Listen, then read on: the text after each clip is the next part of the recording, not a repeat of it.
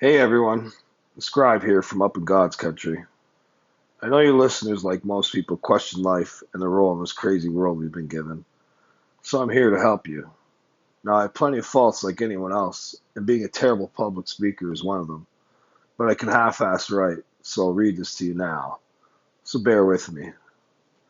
I'm a collector of signs and synchronicities that help me on this Blues Brothers mission I've got going on. I won't get into all of that. God and religion is a tough pill for some to swallow. But everyone loves Ouija board and demon stories, and I have the mega badass of them all. Well, it's actually two stories. A two for one. Now, to everyone at home, I promise you, you'll not be as lucky as I was. Okay, so bear with me, because I am the scribe, so it is a story. A very true story. My story. Once upon a time, there was a boy who could see. This threat in the darkness, for what can be seen can be changed.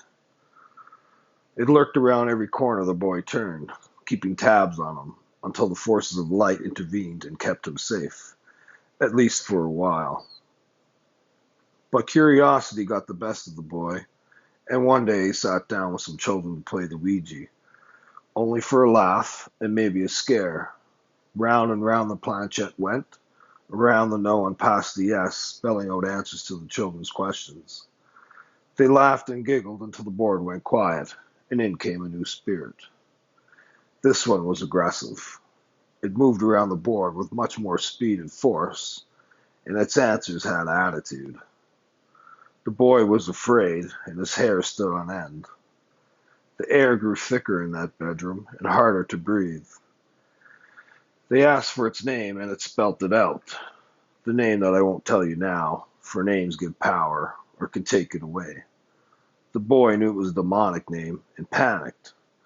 Now, the boy loved all the 80s horror movies, had seen every Jason and Freddy flick, and ate up movie monsters, but this was the spirit world.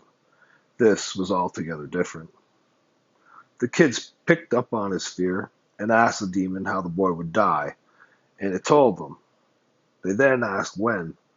That was enough for the boy. He jumped up from the board, he swore at the other children, and made it back home.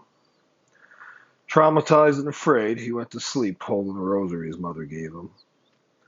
The boy slowly forgot that night, and life carried on. The seasons changed. But stupid little boys do stupid little things. Once again, a new bunch of kids pulled out the Ouija board, this time at Grandma's house. Having more pride than brains, the boy laid his hands upon the board again. Round and round that goddamn planchette went. The spirits answered the kids' questions until it stopped dead, and the boy just knew. The spirits ran, like how a minnow flees from the shadow of a bigger fin. It was him, the demon. The kids asked him questions, and he gave snarky answers. All the while, the boy knew it wanted him to play. Round the board the planchette went, always pointing back to the boy. They asked its name, and it spelt it out. The same damn demon name. The boy had enough and stood up from the board. "What the Jesus are you kids doing?" Grandma broke in from the room's doorway. "Get that goddamn thing out of my house," she said in her East Coast accent. Once she settled, she sat the boy down to give him a talking to, he thought, but she was giving him a warning. She told him a story about the new neighbors who moved in next door when they lived back east. How they found an old table with a board carved into it, hidden away up in the attic of the home. She and Grandpa were invited over for a night for a couple drinks and maybe a game. As they asked it questions, it got mad when Grandpa would play it.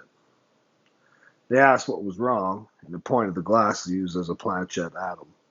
Then the table pushed him into the wall. Grandpa jumped up and yelled, "Aha, you bastard!" and threw the rosary he had hidden in his pocket down onto the table. It then flipped upside down and bounced all over the floor. The group took it outside and burnt it that night. Now that's a pretty scary story, and the boy should have been afraid. But something had changed for him that day. He was no longer alone, and none of that shit would ever scare him again. Pretty cool, eh? Well, this demon that had entered the boy's life would eventually make contact with him, but that's for another day. Nah, just kidding. That'd be such a douche move, right? Okay, hold on and buckle up. I'll introduce you to my shield. Its rage and hate seemed to dissipate as the days passed. It felt drained. Everything that powered it was slipping away.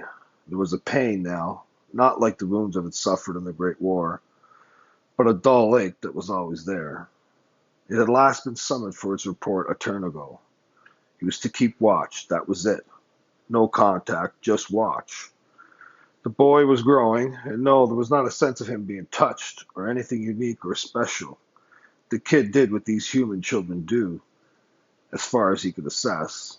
Well, except the boy would talk to himself. But it wasn't internal. It was as though the boy spoke to him. The boy believed and had such faith as these human children tended to have, that if he prayed hard enough, change would happen. And be damned, sometimes it did. He kept watch and did not intervene. The demon did not feel himself, if this is what feeling was. This worried him. The pain it felt, was it for the boy?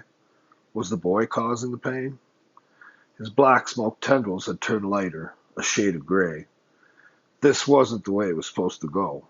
He would change the boy, not the boy change him. There was a lot of activity around him. What attracted the dark entities was the boy's light, exactly what he was sent here for. He scared most off easily, but it was relentless, the pursuit of the boy. Slowly, it knew its mission was about to change.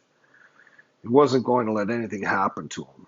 It would protect him at all costs. And it would have to hide the boy to keep him safe. He was going rogue. What it didn't know was, it was becoming the boy's shield. So yeah, pretty badass, eh? This story. And pretty hard to believe.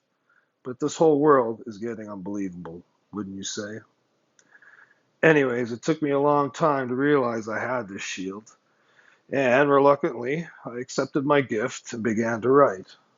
Not very well, but write nonetheless.